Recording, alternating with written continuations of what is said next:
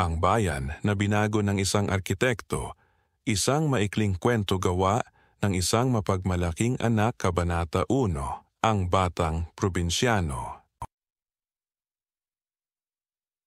Isinilang si Daniel Dan Valera noong 1954 sa isang tahimik na bayan sa San Vicente. Hindi siya lumaki sa karangyaan. Sa halip, ang kanyang kabataan ay puno ng sakripisyo. Siya ay mula sa ikalawang pamilya ng kanyang ama, si Andres Valera, isang byudo, bago pinakasalan ng ina ni Dan, si Rosa Valera. Sa kanilang pagsasama, nagkaroon sila ng 3 anak, si Dan, 2 nakababatang kapatid na babae at isang bunsong lalaki.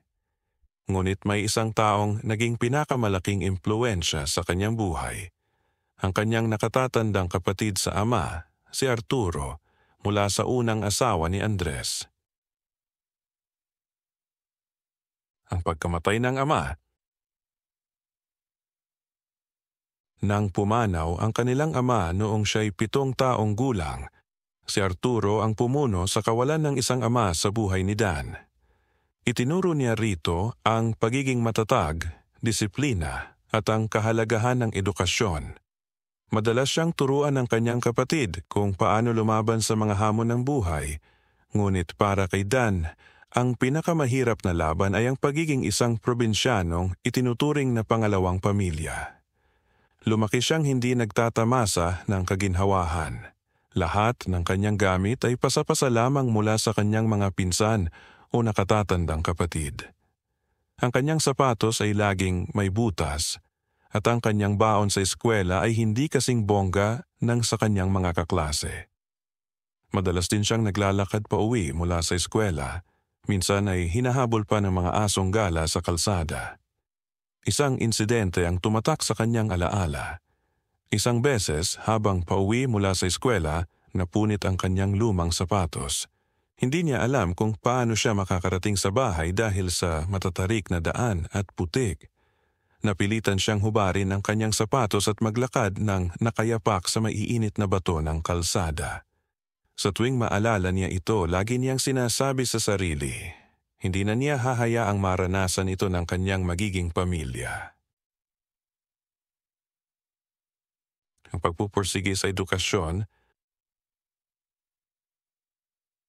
hindi siya ang pinakamatalinong estudyante at madalas siyang mapagalitan ng kanyang guro. Sa kabila nito, ipinagpatuloy niya ang kanyang pagsisikap dahil sa patuloy na pangungumbinsi ni Arturo at ng kanilang ina. Daniel, hindi tayo mayaman, pero hindi ibig sabihin na hindi ka pwedeng mangarap. Rosa Valera. Nang matapos siya ng high school, hindi niya ginustong mag-aral sa Maynila. Para sa kanya, sapat na ang mabuhay ng simple sa probinsya. Ngunit hindi pumayag ang kanyang ina at kapatid. Si Arturo mismo ang nagbanta, kung hindi ka mag-aaral sa Maynila, kalimutan mo nang umuwi dito. Ako ang nag-aaral para ipakita sa iyo na kaya natin, kaya dapat kaya mo rin. Sa huli, wala siyang nagawa ng isang tiyahin sa Maynila ang nag-alok ng tulong. Ngunit hindi naging madali ang buhay kolehiyo sa UST, pakikibaka sa Maynila. Sa lungsod, nakaranas siya ng pangungutya bilang isang promdi.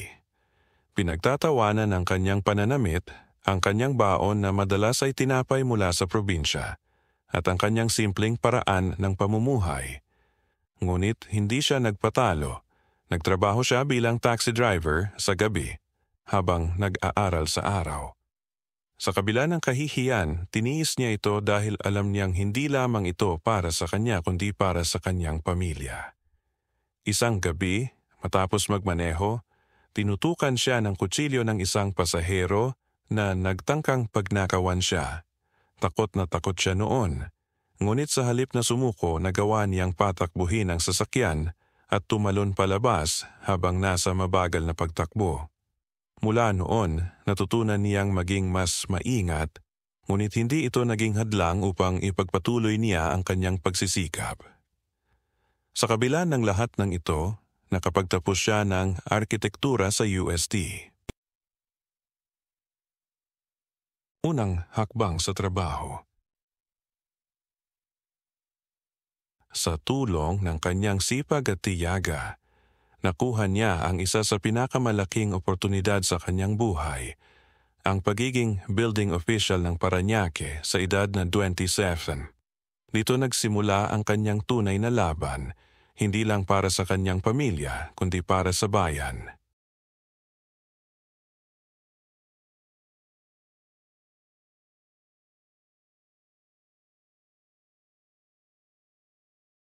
Pangalawang kabanata, ang pag-ibig sa panahon ng martial law, taong 1975, sa kasagsagan ng martial law, naganap ang isang makulay na Flores de Mayo sa Parañaque. Doon niya nakita ang isang babaeng nagpatibok ng kanyang puso, si Mira Sandoval. Si Mira ay isang matapang at madiskarteng babae mula sa La Huerta at San Dionisio. Siya ay nursing graduate ngunit pinili ang negosyo bilang landas. Masalita, prangka at walang inuurungan, hindi madaling ligawan. "Ikaw, sigurado ka may trabaho ka na ba?" tanong niya kay Dan noong unang pagtatangka nitong manligaw. Ngunit hindi sumuko si Dan. Gamit ang harana, sulat at mga simpleng date, nakuha niya ang loob ni Mira. Noong 1981, sila ay nagpakasal at sa loob ng 4 na taon, nagkaroon sila ng 3 anak na lalaki. Isang gabi, habang naglalakad sila sa Roxas Boulevard, tinanong ni Dan si Mira kung anong pangarap niya sa kanilang pamilya. "Gusto kong magkaroon tayo ng bahay na hindi inuulan sa loob. Gusto kong mapag-aral ang mga anak natin sa pinakamagandang paaralan. At gusto kong hindi natin maranasan ang hirap na pinagdaanan natin noon," sagot ni Mira. Dito nagsimula ang kanilang laban bilang mag-asawa. Hindi laban sa isa't isa, kundi laban sa kahirapan, laban sa sistema at laban sa pagsubok ng buhay. Ikatlong kabanata, ang pagpasok sa pampublikong serbisyo. Sa kabila ng lahat ng pagsubok, nakapagtapos siya ng arkitektura sa UST. Sa tulong ng kanyang sipag at tiyaga, nakuha niya ang isa sa pinakamalaking oportunidad sa kanyang buhay, ang pagiging building official ng Parañaque sa edad na 27. Ngunit ang mundo ng gobyerno ay puno ng katiwalian. Ilang buwan pa lang sa kanyang trabaho, inalok na siya ng suhol ng isang konsehal kapalit ng pagpirma sa mga ilegal na proyekto. Isang pirma lang, Arkitekto Valera. Lahat tayo may pangangailangan, hindi ba? Tiningnan niya ang sobre ng pera at itinulak ito pabalik. "Pasensya na po, pero hindi ako ganyan." At mula noon, nagsimula ang kanyang laban sa katiwalian. Hindi lamang ito simpleng laban ng prinsipyo, kundi laban din para sa seguridad ng kanyang pamilya. Isang gabi, nakatanggap siya ng tawag mula sa isang hindi kilalang numero. "Kung hindi mo titigilan ang panggugulo sa sistema, baka may mawala sa pamilya mo." Nagbago ang kanyang mundo noon. Naging mas maingat siya, lalo na kapag nasa labas ng bahay. Ngunit hindi siya umurong. Alam niyang kung susuko siya, walang ibang tatayo laban sa katiwalayan. Ika-4 na kabanata, ang unang dagok sa pamilya. Habang abala si Dan sa pagiging building official ng Parañaque, si Mira naman ay nagsimulang magtrabaho sa isang real estate firm. Hindi lamang siya naging masigasig na ina sa kanilang mga anak, ngunit ginamit niya rin ang kanyang diskarte sa negosyo upang mas mapalago ang kanilang kabuhayan. Subalit, dito nagsimula ang hindi pagkakaunawaan nilang mag-asawa. Si Mira ay may mataas na pangarap para sa kanilang mga anak. Nais niyang mapagtapos sila sa pinakamahusay na mga pribadong paaralan at mabigyan ng masaganang kinabukasan. Dahil dito, hinimok niya si Dan na lumipat sa pribadong sektor upang mas kumita ng malaki. Ngunit nanindigan si Dan na ang kanyang tunay na tungkulin ay nasa serbisyong pampubliko, hindi bilang isang politiko kundi bilang isang teknikal na lingkod bayan sa larangan ng arkitektura. Para kay Mira, hindi ito ang paraan ng tagumpay na kanyang alam. Nagsimula siyang mag-aral pa ng iba't ibang kurso sa real estate upang mas lumawak ang kanyang kaalaman sa negosyo. Unti-unti niyang ginamit ang mga disenyo ng kanyang asawa upang makapagtayo ng mga bahay na kanyang binebenta kasama ang iba't ibang business partners. Ngunit hindi lahat ng negosyo ay nagtatagumpay. Isang malaking dagok ang dumating noong isang kasosyo niya sa negosyo ang tumakbo dala ang PHP 600,000 noong dekada 90, isang halagang napakalaki noong panahong iyon. Lubos siyang naapektuhan, hindi lamang pinansyal kundi pati emosyonal. Muli niyang kinwestiyon ang kagustuhan ng kanyang asawa na manatili sa pampublikong serbisyo kaysa humanap ng mas malaking kita. Ang custom sa Elika ang bunso ni Dan. Sa panahong ito ng matinding pagsubok, isang bagay ang naging takbuhan ni Dan upang maibsan ang kanyang stress, ang kanyang minamahal na sasakyan, isang custom 1973 Toyota Celica. Para sa kanya, ang sasakyang ito ay hindi lamang isang lumang kotse, kundi isang simbolismo ng kanyang pagpupursige at disiplina. Ginugugol niya ang kanyang libreng oras sa pag-aayos nito. Pinalitan ang makina, inayos ang pintura at pinaganda ang interior. Sa tuwing may pinagdadaanan sila ni Mira, doon niya ibinubuhos ang kanyang isip at emosyon. Laging biro ni Mira sa kanilang pamilya. Alam niyo, minsan feeling ko may kabit ang tatay niyo, hindi babae kundi itong Celica. Natatawa siyang nagsasabi nito, ngunit sa likod ng biro, ay alam niyang ang obsesyon ni Dan sa kanyang sasakyan ang tumulong sa kanya upang iwasan ang mga tukso ng kanyang mga kasamahan. Kabanata 6, ang pagsubok ng pamilya. Noong si Dan ay 14 taong gulang at sa panahong nagsisimula ng umayos ang kanilang buhay, dumating ang isang matinding pagsubok, isang cancer scare kay Mira. Natuklasang mayroon siyang thyroid tumor, isang sitwasyong kanilang itinago mula sa kanilang mga anak upang hindi sila mag-alala. Ang sakit na ito ay nagdulot ng matinding strain sa kanilang relasyon. Si Dan, na nais pa ring magpatuloy sa pampublikong serbisyo, ay natakot sa ideyang paano kung mawala si Mira. Paano niya patuloy na itataguyod ang pamilya, panatilihing nakapag-aaral ang kanilang mga anak sa mahal na pribadong paaralan habang nananatili siyang nasa gobyerno? Ngunit si Mira ay hindi sumuko. Pinili niya ang pinaka-agresibong paraan ng gamutan, tiniis ang hirap ng operasyon at therapy, at sa tulong ng mga doktor, kaibigan at panalangin, napagtagumpayan niya ito. Sa kabila ng lahat, hindi niya ipinakita ang kanyang sakit sa kanilang mga anak. Pinagbawalan niya si Dan na ipaalam ito sa kanila dahil ayaw niyang maburden ang kanyang mga anak sa problemang ito. Ngunit hindi maiiwasan ang epekto ng sitwasyong ito sa kanilang pamilya. Dahil sa pinagdaan ng hirap, nagkaroon ng emosyonal na distansya sa kanilang pagsasama. Ang dating matatag na relasyon ay napuno ng hindi pagkakaintindihan, madalas na away, at hindi maipaliwanag na pag-aalboroto ni Mira na, noong panahong iyon, ay hindi nauunawaan ng kanilang mga anak.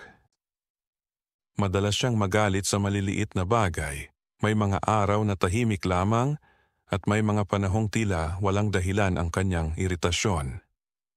Noon, hindi nila alam ang tunay na dahilan, ngunit nang lumaki sila at magsimulang magtrabaho, doon lamang nila nalaman ang katotohanan. Sa gitna ng lahat ng ito, isang bagay din ang hindi nagustuhan ni Mira kay Dan. Sa kabila ng kanilang pinagdadaanan, tuloy pa rin ito sa pagtulong sa mga tao sa San Vicente. Ginamit ni Dan ang bahagi ng kanyang sariling sahod upang tumulong sa mahihirap, ipagawa ang mga bahay ng mga nangangailangan at pondohan ang maliliit na proyekto para sa bayan. Kasama na dito ang pagbili ng mga lupa para sa kanyang nanay at mga kapatid. Para kay Mira, isang malaking sakripisyo ang ginagawa niya para sa kanilang pamilya. Kaya't nakakairita para sa kanya na ginagamit ni Dan ang pera sa iba. Lalo na sa panahong nangangailangan sila ng sariling financial stability. Ngunit sa kabila ng lahat ng kanilang hidwaan, isang bagay ang malinaw, hindi bumitaw si Dan at Mira sa isa't isa.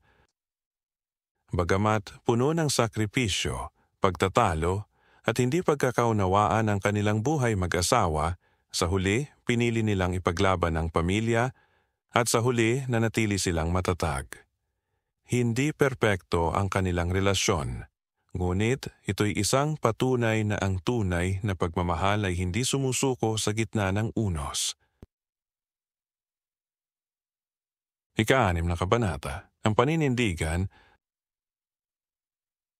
Matapos malampasan ang mabibigat na pagsubok ng kanilang pamilya, unti-unting bumalik ang sigla sa tahanan ni Dan at Myra.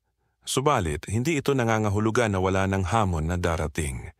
Sa halip, mas naging malinaw kay Dan ang kanyang layunin sa buhay, ang magtuloy sa pagsisilbi sa bayan sa kabila ng lahat ng balakid.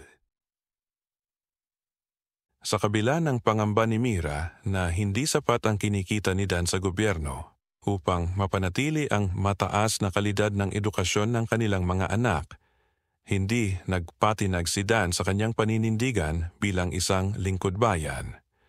Para sa kanya, may mas malaking tungkulin siya hindi lamang sa kanyang pamilya, kundi pati na rin sa mga taong nangangailangan ng kanyang kakayahan.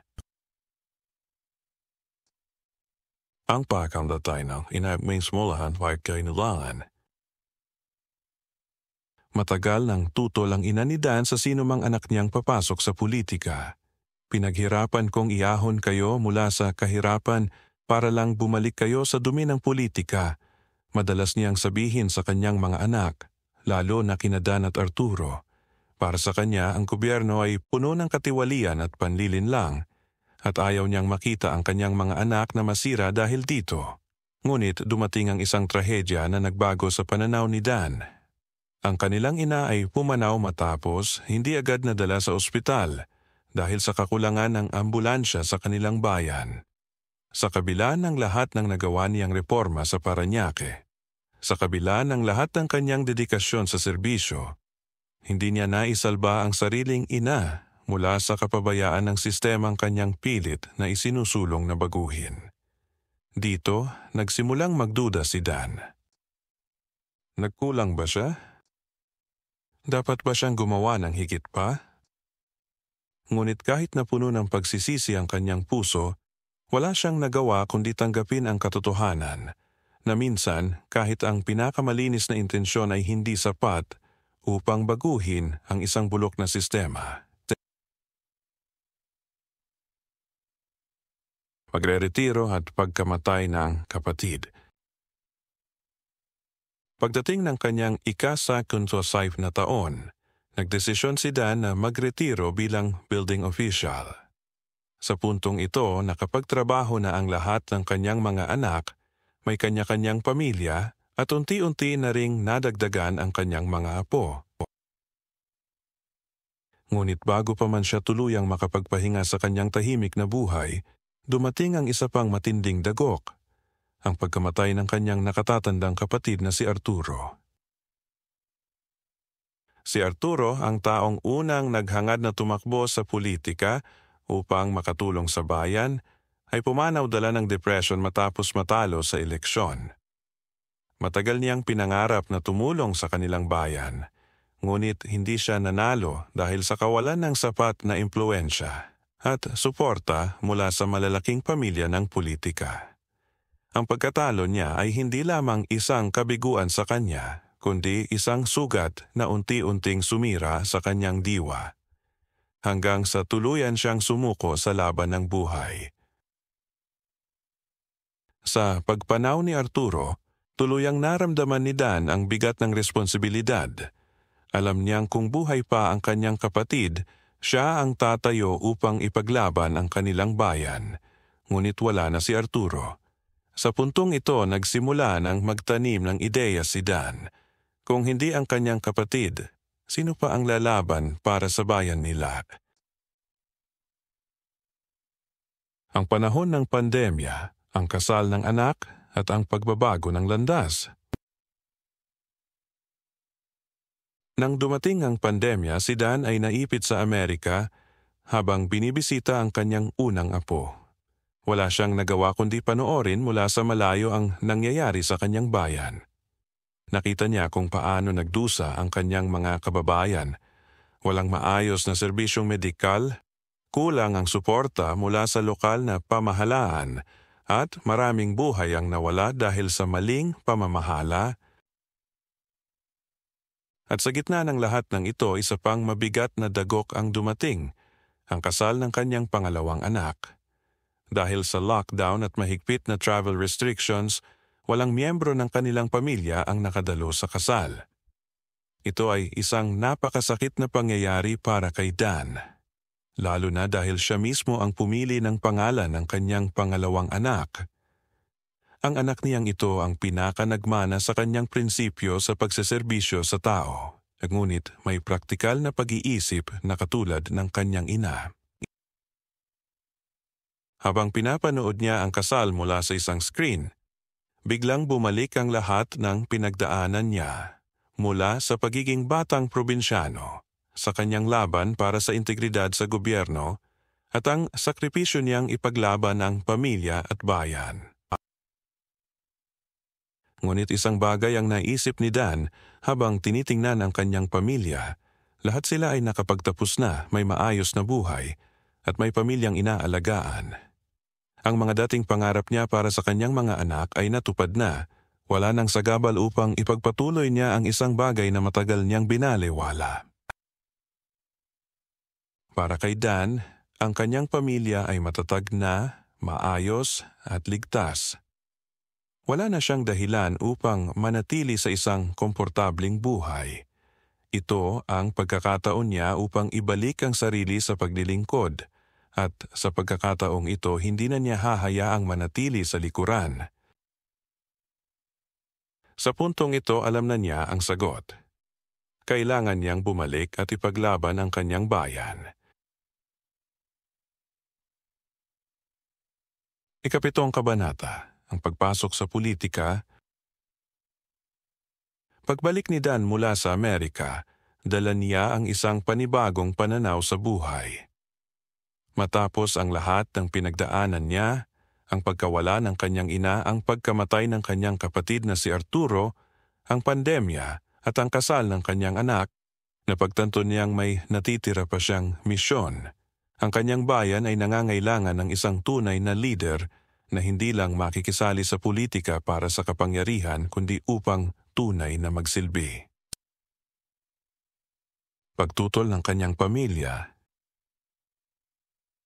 Ngunit bago pa man niya tuluyang ipahayag ang kanyang desisyon, hinarap muna niya ang pinakamalakas na oposisyon, ang sarili niyang pamilya.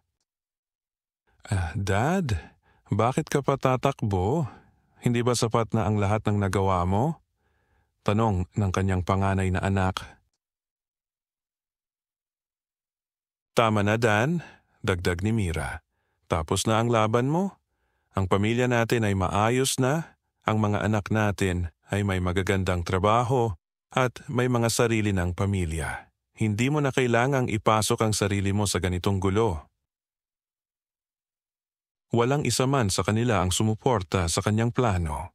Lahat sila, kabilang si Mira, ay bumoto laban dito. Para sa kanyang pamilya, panahon na para siya ay magpahinga at i-enjoy ang buhay. Ginawa na niya ang lahat upang iyahon hindi lamang ang kanyang sariling pamilya kundi pati ang kanyang mga kapatid at extended family. Wala nang kailangang patunayan pa. Ngunit isang bagay ang bumabagabag kay Dan, ang kanyang kapatid na si Arturo.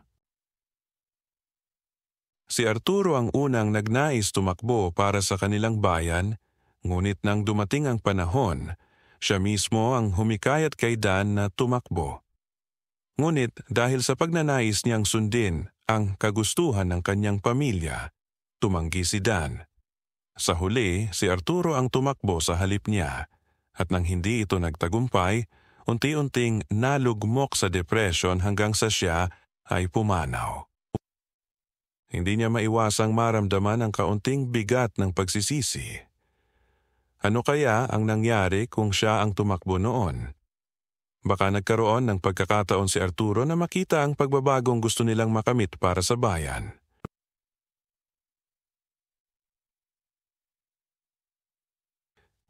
Colin, Darwin at Want. Habang sinusubukan niyang ipaliwanag sa kanyang pamilya ang kanyang dahilan, lalong lumakas ang panawagan ng kanyang mga kababayan. Arkitekto, kayo lang po ang pag-asa namin. Pahayag ng isang grupo ng guro na dumalaw sa kanilang bahay. Nakita na namin kung paano ka naglingkod kahit wala ka sa posisyon. Ano pa kaya kung ikaw na ang mamumuno? Sabi ng isang retiradong opisyal na dati niyang nakatrabaho. Ang mga senior citizens, guro at mga dating kaklase niya sa bayan ay paulit-ulit na hinihimok siyang tumakbo. Alam nilang hindi siya bahagi ng mga makapangyarihang angkan na matagal nang may kontrol sa politika. Alam nilang hindi siya politiko. Siya ay isang taong may totoong malasakit. Ay simula ng kampanya. Sa kabila ng pagtutol ng kanyang pamilya, alam ni Dan na hindi niya kayang talikuran ang pagkakataong ito. Mira, sabi niya isang gabi habang nakaupo sila sa balkonahe. Ginawa ko ang lahat para sa pamilya natin. Pero may mga tao pa ring nangangailangan ng tulong. Kung hindi ako sino? Hindi tulad ng kanyang mga kalaban, siya lamang ang kandidatong tumakbo na hindi isang incumbent at hindi bahagi ng tradisyonal na political machinery. Walang malalaking politikong sumuporta sa kanya. Ang kanyang kampanya ay pinunduhan ng kanyang sariling pamilya, ng mga dating natulungan niya, ng mga guro, mga civic groups, at ng mga dating kasamahan niya sa gobyerno at sa pribadong sektor na alam ang kanyang integridad. Kahit na hindi nila gusto ang kanyang desisyon, palihim pa ring tumulong ang kanyang pamilya. Hindi ito ipinakita sa publiko upang patunayan na hindi sila gumagawa ng isang political dynasty. Ito ay laban ni Dan, hindi ng kanilang pamilya. Ang matinding labanan, intriga at paninira. Habang lumalakas ang kampanya ni Dan, lalong naging marahas ang paninira ng kanyang mga kalaban. Gumamit sila ng pekeng AI-generated images upang palabasin na mayroong kabit si Dan, at lumalabas ito mula sa isang hotel kasama ang isang babae. May anak yan sa labas, hindi iyan tapat sa pamilya niya. Sigaw ng mga bayarang propagandista. Hindi hayan tunay na taga rito. Mas taga Parañaque yan kaysa San Vicente. Hindi niya alam ang tunay na pangangailangan ng mga tao dito. Sa halip na makipagsabayan sa maruruming taktika, ginamit ni Dan ang kanyang mga karanasan bilang sandata laban sa mga intriga. Naalala niya kung paano siya nakaligtas sa hold-up noong kabataan niya, kung paano niya nilabanan ang katiwalian sa gobyerno, kung paano niya nanatiling tapat sa kanyang pamilya sa kabila ng tukso. Walang sino mang makakabago ng katotohanan. Kilala niyo ako. Alam niyo kung sino ako noon at sino ako ngayon. Sagot niya sa isang pampublikong pagtitipon. Ang mga tao, na mas kilala siya sa kanyang track record kaysa sa mga peking balita, ay lalong nagkaisa sa pagsuporta sa kanya. Tagumpay ng isang lingkod bayan. Makalipas ang ilang oras, inihayag na ang opisyal na resulta. Si Dan ay opisyal nang nahalal bilang alkalde ng kanilang bayan. Habang pinapanood niya ang anunsyo, hindi niya maiwasang mapaluha. Hindi siya nanalo dahil sa politika kundi dahil sa tiwala ng taong bayan na matagal na niyang pinagsilbihan. Nang makauwi siya sa kanilang bahay, sinalubong siya ni Mira at ng kanyang buong pamilya. "Nanalo ka, Dan," sabi ni Mira habang mahigpit siyang niyakap. Sagot ni Dan. "Pero hindi ako ang tunay na nanalo. Ang bayan natin ang tunay na nanalo."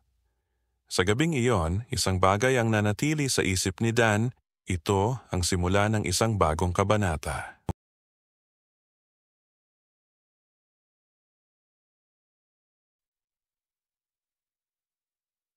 Kabanata 8, ang unang hakbang sa bagong panunungkulan. Sa unang araw ng kanyang panunungkulan bilang alkalde ng San Vicente, hindi nagkaroon ng engrandeng selebrasyon o malaking pagtitipon.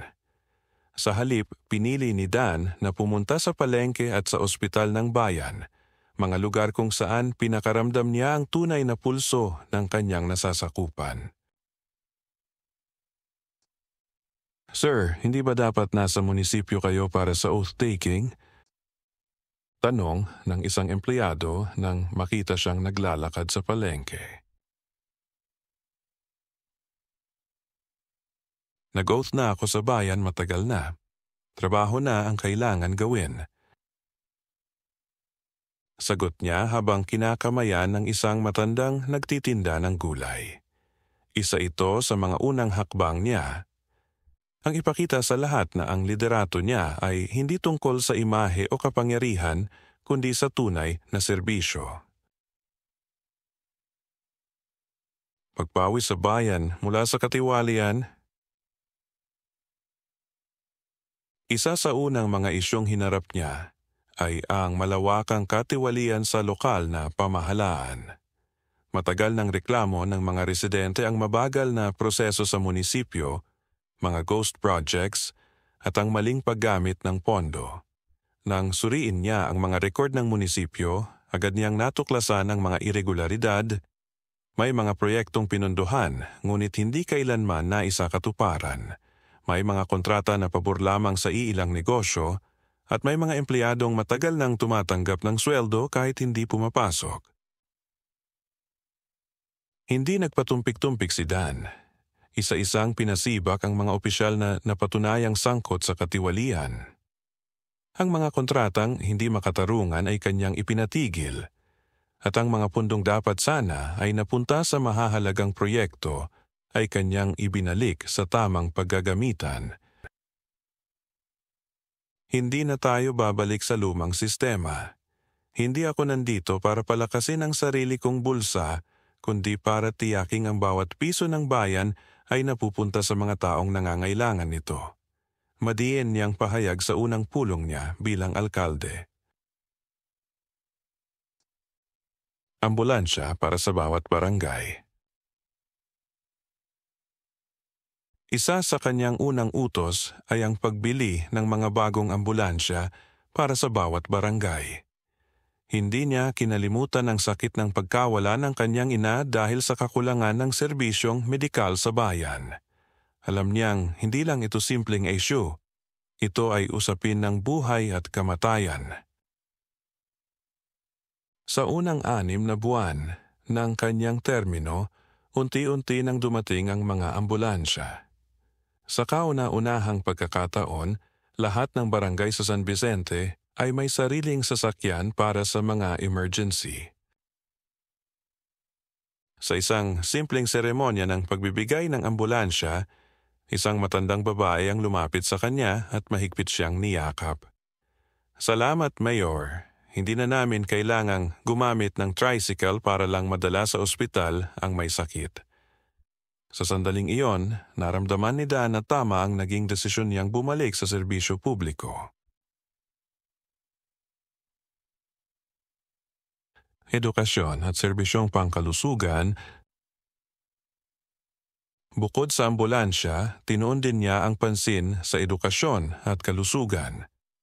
Alam niyang ang tunay na pagbabago ay hindi lang sa mga kalsada at gusali, kundi sa pagbibigay ng mas magandang kinabukasan sa kabataan at kaligtasan sa kanilang kalusugan. Itinatag niya ang San Vicente Scholarship Program para sa mahuhusay ngunit kapuspalad na mag-aaral. Marami sa kanila ang nangarap mag-aral sa mga prestihiyosong paaralan ngunit walang kakayahang tustusan ito. Sa unang taon pa lamang ng kanyang termino, mahigit 100 estudyante ang nakatanggap ng tulong pang-edukasyon. Sa larangan ng kalusugan, ipinag-utos niya ang pagtatayo ng mga libreng klinik sa bawat barangay upang matiyak na may akses ang lahat sa serbisyong medikal. Nagbigay rin siya ng libreng check-up at gamot para sa senior citizens at mga batang may malnutrition. Ang patuloy na pagsubok, ngunit hindi lahat ay naging madali. Ang mga dati nang may hawak sa kapangyarihan ay hindi natuwa sa kanyang ginagawa. Maraming beses siyang pinagbantaan, may mga nagpakalat ng panibagong pekeng balita at may ilang opisyal na pilit siyang hinarang sa kanyang mga proyekto. Dan, masyado mong ginagalaw ang sistema. Maraming nagagalit sa iyo. Babala ng isang matandang politiko na dati niyang kasamahan. Ngunit hindi siya natinag. Sanay na siya sa laban. Naalala niya ang mga taong tinulungan niya noon, ang mga nakipaglaban sa tabi niya noong kampanya, at higit sa lahat, ang kanyang sariling pamilya na kahit tutol sa kanyang desisyon noon, ay nanatiling nariyan upang palihim siyang suportahan. Hindi niya ito ginagawa para sa sarili niya, ginagawa niya ito para sa bayan. Sa pagtatapos ng unang taon ng kanyang panunungkulan, may isang tanong ang laging bumabalik sa kanya. Ano ang tunay na kahulugan ng paglilingkod? At sa bawat ospital na kanyang binisita, sa bawat estudyanteng nabigyan ng scholarship, at sa bawat pamilyang natulungan ng kanyang mga proyekto, isa lang ang sagot na paulit-ulit niyang natatanggap. Ang paglilingkod ay hindi tungkol sa kung ano ang matatanggap mo, kundi kung ano ang maibibigay mo.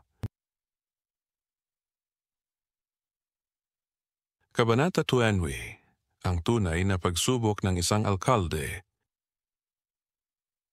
Sa unang taon ng kanyang panunungkulan, maraming naipatupad na reforma si Dan sa San Vicente, ngunit alam niyang hindi pa ito sapat. Ang totoong pagsubok ay hindi ang pagkapanalo sa eleksyon, kundi ang pagpapatunay na tama ang desisyong inilaban niya laban sa malalaking puwersa ng politika. Mga hadlang at pagtutol.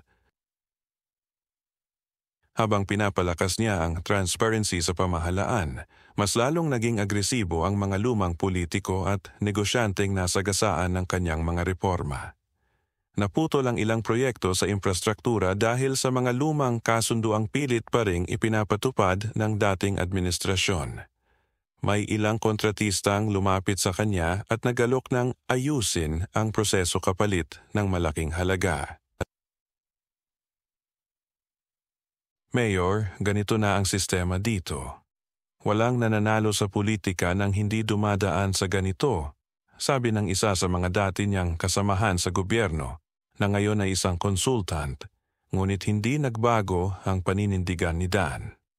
Hindi ako nandito para makisama sa bulok na sistema, nandito ako para ayusin ito. Dahil sa kanyang matigas na paninindigan, nagkaroon ng matinding backlash laban sa kanya. May mga opisyal ng munisipyo na biglang nagbitiw, may mga proyektong hinadlangan, at may mga negosyanteng lumipat ng suporta sa kanyang mga kritiko. Hindi nagtagal, nagsimula rin ang mga mas matitinding pagsubok. Ang banta sa kanyang buhay. Isang gabi, habang pauwi mula sa isang barangay meeting, biglang huminto ang sasakyan ni Dan sa isang madilim na kalsada. May humarang na motorsiklo sa harapan nila. Bumaba ang isang lalaki, may suot na itim na jacket at tila may hawak na baril. Dali-daling umatras ang kanyang driver at iniwasan ang posibleng pag-atake. Matapos ang insidente, isang hindi kilalang numero ang tumawag sa kanyang telepono. "Alkalde, hindi ka laging ligtas. Kung gusto mong mabuhay, huwag ka nang makialam." Ngunit imbes na matakot, lalo pang tumibay ang loob ni Dan. Kung mayroon mang mas nagpapatibay sa kanyang paninindigan, ito ay ang pananakot na ginagamit ng mga tiwaling politiko upang manatili sa kapangyarihan. Alam niyang nasa tamang landas siya. Ang pagtaas ng suporta ng bayan. Sa kabila ng mga pananakot, hindi nagpatinag si Dan. Sa halip, mas lalo pa niyang pinalakas ang kanyang kampanya laban sa katiwalian. Binuksan niya ang mga pampublikong bidding para sa proyekto ng bayan, tinanggal ang mga hindi produktibong empleyado, at pinatigil ang lahat ng ghost projects. At dito lalong nakita ng taong bayan ang kanyang tunay na layunin. Mas lalong lumakas ang suporta ng mga ordinaryong mamamayan. Ang mga guro, mangingisda, magsasaka, at mga simpleng manggagawa ay lalong dumami ang pumirma sa petisyon upang suportahan ang kanyang administrasyon. Nagbigay sila ng kanilang oras upang tumulong sa kanyang mga proyekto. Kahit pa ang iba ay hindi direktang konektado sa gobyerno. Sa isang pampublikong pulong, isang matandang babae ang tumayo at nagsabi, "Noon, kahit may mayor tayo, parang wala namang nangyayari. Pero ngayon, ramdam namin na may tunay na nagmamalasakit." Ito ang patunay na ang kanyang ginagawa ay may epekto. Hindi siya pinili ng bayan upang sumunod sa dati, kundi upang magsimula ng panibagong direksyon. Ang paghahanda sa ikalawang termino. Sa pagpasok ng ikalawang bahagi ng kanyang termino, isang mas malaking hamon ang kinaharap ni Dan, ang desisyon kung tatakbo siyang muli sa ikalawang termino. Sa kabila ng kanyang mga nagawa, marami pa rin ang kailangang ayusin sa San Vicente. Hindi pa tapos ang laban sa katiwalian. Marami pang mga proyektong kailangang maipatupad at nararamdaman niyang marami pa siyang kailangang gawin para sa bayan. Ngunit tulad ng una niyang laban, hindi lahat ay sumang-ayon sa kanyang muling pagtakbo. Muling tumutol ang kanyang pamilya. "Dan, hindi ka ba napapagod? Hindi mo ba gustong bumalik sa tahimik na buhay natin?" Tanong ni Mira na muling nag-aalala para sa kanyang kaligtasan. Ngunit ngayon iba na ang sitwasyon. Mas marami nang sumusuporta sa kanya at ang kanyang kampanya ay hindi na lamang nakasalalay sa mga maliliit na grupo. Ang mga civic groups, negosyanteng dati niyang natulungan, at maging ang ilang mga dating kritiko ay lumapit upang ipakita ang suporta sa kanyang panunungkulan. Hindi tulad ng dati, mas alam na ni Dan kung paano harapin ang mga paninira at taktika ng kanyang mga kalaban. Muli siyang inakusahan ng mga pekeng kontrobersya, ngunit sa pagkakataong ito, mas mabilis na niyang nalalabanan ang mga ito gamit ang katotohanan at suporta ng bayan. Sa kanyang huling pampublikong talumpati bago opisyal na maghain ng kandidatura, sinabi niya, "Hindi ko kailanman inisip na pasukin ang politika, ngunit nangyari ito dahil may mas malaking tawag sa paglilingkod. Alam kong hindi pa tapos ang ating laban. Kung nais niyo akong samahan pa sa laban para sa pagbabago, nandito ako. Ngunit kung sa tingin ninyo ay may mas makakabuti sa bayan natin, tatanggapin ko ito ng buong puso. Hindi ito tungkol sa akin, ito ay tungkol sa atin." Sa araw ng paghahain ng kanyang kandidatura, isang napakaraming bilang ng mga taga San Vicente ang nagmartsa papunta sa munisipyo kasama niya. Isang patunay na hindi lamang siya ang naniniwalang hindi pa tapos ang laban para sa pagbabago. Ngunit alam niyang ang kanyang muling pagtakbo ay isang mas matinding laban, at ang kanyang mga kalaban ay gagawin ng lahat upang hindi siya magtagumpay. Sa kanyang isipan, hindi niya maiwasang isipin, handa na ba ako para sa isa pang laban? Ngunit sa kanyang puso, alam na niya ang sagot. Kabanata 11, ang paninindigan laban sa malalaking puwersa. Matapos ang kanyang anunsyo ng pagtakbo para sa ikalawang termino, mas lalo pang tumindi ang hamon para kay Dan. Hindi na lamang ito isang laban para sa pagbabago. Ito na ay isang digmaan laban sa lumang sistema na pilit na bumabalik. Yang laban sa makapangyarihang oposisyon, dahil sa tagumpay ng kanyang unang termino, maraming mga malalaking politiko at negosyante ang nagtangkang bumawi ng kanilang impluwensya sa San Vicente. Pinunduhan ng kanyang mga kalaban ang isang mas agresibong kampanya ng paninira laban sa kanya. Naglabasan ang mga bagong pekeng balita. May mga kasong isinampa laban sa kanya. Binuhay ang lumang intriga at muling ginamit ang isyu na hindi siya tunay na taga San Vicente, kundi mas may koneksyon sa Parañaque. Ang AI-generated na pekeng larawan ng isang babae na di umano'y kabit niya ay muling pinakalat sa social media. Isang gabi habang nasa isang debate sa harap ng mamamayan, isang kalaban ang matapang na bumanggit sa mga akusasyon. Alkalde, totoo bang may anak ka sa labas? Totoo bang ginagamit mo lang ang San Vicente para sa sarili mong ambisyon? Sa halip na sumagot agad, tumawa lamang si Dan at tumingin sa mga tao. Hindi na bago ang ganitong mga paninira sa akin.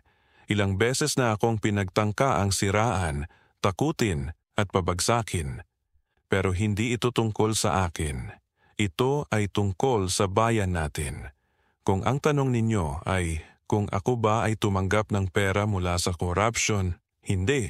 Kung ang tanong ninyo ay kung may anak ako sa labas, wala. Ang tanong ko naman sa inyo, saan napunta ang pera ng bayan noon bago ako naging alkalde? Ang sagot niyang ito ay nagdulot ng masigabong palakpakan mula sa mga taong matagal nang naghihintay ng ganitong klase ng liderato. Hindi siya nagpatinag sa paninira, ginamit niya ang kanyang track record bilang sandata. Ang suporta ng mamamayan. Sa kabila ng matinding oposisyon, mas naging organisado ang kanyang kampanya. Ang kanyang mga taga-suporta ay hindi lamang mga matandang kakilala, kundi ang mismong mga mamamayan na nakinabang sa kanyang mga programa. Ang mga guro, magsasaka, mangingisda at negosyanteng natulungan niya noon ay nagtayo ng sarili nilang mga grupo upang siguruhing maipagpapatuloy ni Dan ang kanyang mga nasimulang reforma. Alam namin kung sino ang tunay na naglingkod sa amin. Hindi pera ang nagtakbo sa kampanyang ito, kundi tiwala at malasakit sa bayan, sabi ng isang leader ng civic group na sumusuporta sa kanya. Ang matinding laban sa araw ng eleksyon. Habang papalapit ang eleksyon, lalong lumaki ang banta sa kanya. May mga ulat ng pananakot sa kanyang mga taga-suporta. May mga sinuhulang opisyal ng barangay upang pabagalin ang kanyang kampanya at may mga sinubukang pigilan ang kanyang mga rally. Ngunit, tulad ng dati, hindi siya umatras. Sa araw ng eleksyon, ang buong San Vicente ay naging saksi sa pinakamainit na laban sa kasaysayan ng bayan. Sa kabila ng lahat ng panggigipit, bumaha ng tao sa mga presinto. Ang kanyang mga taga-suporta, mga ordinaryong mamamayan, ang nagbantay upang masigurong walang daya ang magaganap. Habang dahan-dahang binibilang ang mga boto, unti-unting lumitaw ang resulta. Si Dan, sa kabila ng lahat ng pagsubok, ay muling nahalal bilang alkalde ng San Vicente. Hindi siya nanalo dahil sa kapangyarihan o pera, nanalo siya dahil sa pagmamahal at tiwala ng taong bayan. Nang ihayag ang kanyang tagumpay, Tumayo si Dan sa harap ng munisipyo. Tumingin sa kanyang pamilya na kahit hindi sumuporta sa kanyang pagtakbo noong una, ay naroon upang yakapin siya. "Hindi ako ang nagtagumpay ngayon," sabi niya sa mikropono, "kundi ang bayan natin. Maraming salamat sa inyong tiwala. Ang laban natin ay hindi pa tapos. Ngayon, ipagpapatuloy natin ang tunay na pagbabago." Sa sandaling iyon, habang nagkakaisa ang buong bayan sa pagdiriwang ng tagumpay, alam ni Dan na ang tunay na serbisyo ay hindi natatapos sa eleksyon, ito ay isang panghabang buhay na tungkulin. Kabanata 11, ang huling pangarap. Sa kanyang huling termino bilang alkalde ng San Vicente, alam ni Dan na ito na ang kanyang huling pagkakataon upang maitaguyod ang pinakamalaking pangarap niya para sa bayan, ang pagtatayo ng isang pampublikong kolehiyo. Noong bata pa siya, nalaman niya ang kahalagahan ng edukasyon sa pag-ahon sa buhay. Mula sa simpleng batang probinsyano na naglakad ng malalayong distansya upang makapasok sa paaralan hanggang sa pagiging isang arkitekto, nakita niya kung paano nagbigay daan ang edukasyon upang magkaroon siya ng magandang kinabukasan. Ngunit sa San Vicente, marami pa ring kabataan ang walang oportunidad na makapag-aral sa kolehiyo. Karamihan sa kanila ay hindi kayang bumiyahe papunta sa malalayong unibersidad, at ang iba naman ay walang kakayahang tustusan ang kanilang edukasyon. Gusto kong magkaroon ng pagkakataon ng bawat batang San Vicente na makamit ang kanilang pangarap, anuman ang kanilang estado sa buhay, pahayag niya sa kanyang gabinete. Ang pundasyon ng kinabukasan. Mabilis niyang sinimulan ang proyekto, naglaan ng pondo mula sa local government budget, nakipagtulungan sa mga pribadong institusyon, at humingi ng tulong mula sa national government upang maipatayo ang unang pampublikong kolehiyo sa San Vicente. Hindi ito naging madali. May mga tumutol, may mga nagduda sa feasibility ng proyekto, at may mga politikong nais gamitin ito bilang pansariling interes. Ngunit hindi nagpatinag si Dan. Ito ang kanyang huling laban, ang kanyang legasiya, at hindi niya hahayaang hindi ito matupad. Sa loob ng 2 taon, natapos ang konstruksyon ng kolehiyo. Nagkaroon ito ng mga kurso sa agrikultura, inhinyeriya, edukasyon, negosyo at teknolohiya, mga kursong direktang makakatulong sa pag-unlad ng bayan. Sa araw ng pagbubukas, libu-libong mag-aaral ang nagparehistro. Ang dating pangarap lamang ni Dan ay naging isang realidad. Habang pinagmamasdan niya ang mga estudyanteng pumapasok sa paaralan, hindi niya maiwasang mapaluha. Alam niyang kahit matapos ang kanyang termino, may isang bagay siyang maiiwan na magbabago sa buhay ng mga kabataan sa San Vicente magpakailanman. Sa huling linggo ng kanyang panunungkulan, naglakad siya sa loob ng campus. Isang estudyante ang lumapit sa kanya at nagsabing, "Mayor, maraming salamat po. Dahil sa inyo may pagkakataon na akong makapagtapos ng kolehiyo." Ngumiti si Dan. Sa puntong iyon, alam niyang natupad na ang kanyang misyon. Epilogue, isang bagong panahon. Lumipas ang 20 taon. Ang bayan ng San Vicente ay hindi na lamang isang ordinaryong bayan. Ito ay isa na sa mga pinakamauunlad na lungsod sa bansa. Ang mga kalsada ay maayos, ang transportasyon ay moderno, at ang mga residente ay edukado at disiplinado. Wala ng personality politics, at ang tagumpay ng bawat isa ay batay sa pagsisikap at dedikasyon.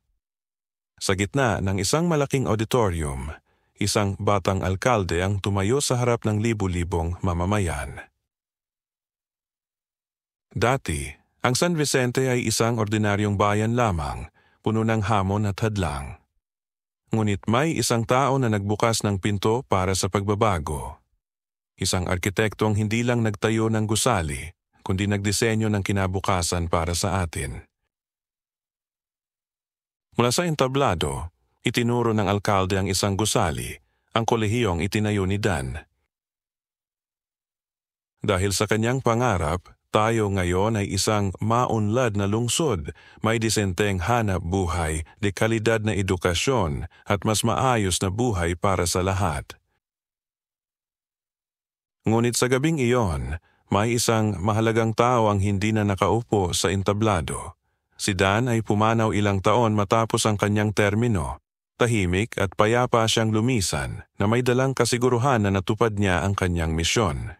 Hindi na siya naroon upang marinig ang papuri ng bagong henerasyon, ngunit ang kanyang mga ginawa ay patuloy na nabubuhay sa bawat sulok ng San Vicente. Sa harap ng entablado, 3 lalaki ang tahimik na nakaupo sa unang hanay, ang kanyang mga anak. Kasama nila ang kanilang mga sariling pamilya at ang kanilang mga anak, mga apo ni Dan, na ngayon ay bahagi na ng bagong henerasyon ng San Vicente. Ngunit hindi lamang sila ang dahilan kung bakit nagtagumpay si Dan. Sa tabi nila nakaupo ang isang matatag na babae, si Mira. Ang kanyang kabiyak, ang babaeng tahimik ngunit matapang na itinaguyod ang kanilang pamilya sa kabila ng lahat ng pagsubok. Ang babaeng tumulong sa pagtatayo ng kanilang kinabukasan, hindi sa harapan ng entablado, kundi sa likod ng lahat ng tagumpay. Tumayo ang alkalde at humarap sa kanila. Nandito tayo hindi lang upang gunitain ang isang arkitektong nagtayo ng isang lungsod, kundi upang pasalamatan ang kanyang pamilya, ang kanyang mga anak, ang kanyang mga apo, at higit sa lahat, ang babaeng naging haligi ng lahat ng ito. Si Mira, na hindi lamang nagsakripisyo bilang asawa, kundi bilang isang katuwang sa pagbabago. Sa kabila ng lahat ng pagsubok, siya ang tunay na naging pundasyon ng tagumpay ng kanyang asawa.